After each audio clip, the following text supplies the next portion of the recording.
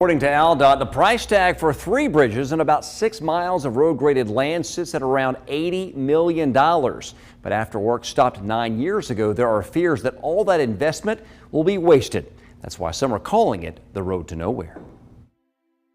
Only miles from the Bankhead National Forest, you'll find this scenic bridge over Little Bear Creek in Franklin County.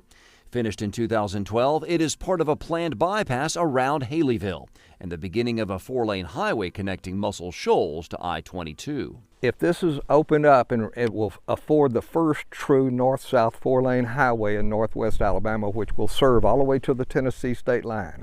The bridge on the north end. Harold Bearden helped secure the funding for the bypass's first phase in the 1990s. The nearly 7-mile section includes 3 bridges, like this set, which cost $17 million. The Haleyville native tracked the project's progress until 2014. Bearden says work on the project ceased 9 years ago, meaning a decade after nearly $90 million was spent on these bridges and road grading. Taxpayers are still waiting to drive on the future bypass. I think it's a travesty as a taxpayer to have paid $17 million just for one set of bridges. There's 3 of them. We reached out to AlDOT to explain why construction ground to a halt. The agency claims federal funding earmarks for highway projects have dried up over the last decade. Spokesperson Tony Harris said the initial funding for the Haleyville bypass came from dedicated federal appropriations, the likes of which we have not continued to receive.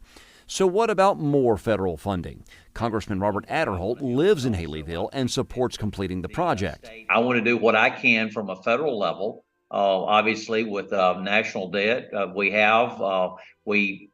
have to be very judicious about how we allocate federal dollars. But without more dollars from Washington and Montgomery, this expensive creek crossing will remain a bridge to nowhere.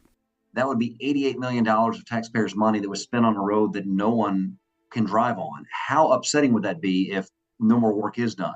Yeah, well, that's the point. I mean, once you make an investment in something and then just leave it I think is really a disservice to the taxpayers. Ultimately, AlDOT says the Haleyville bypass project is not dead, just dormant.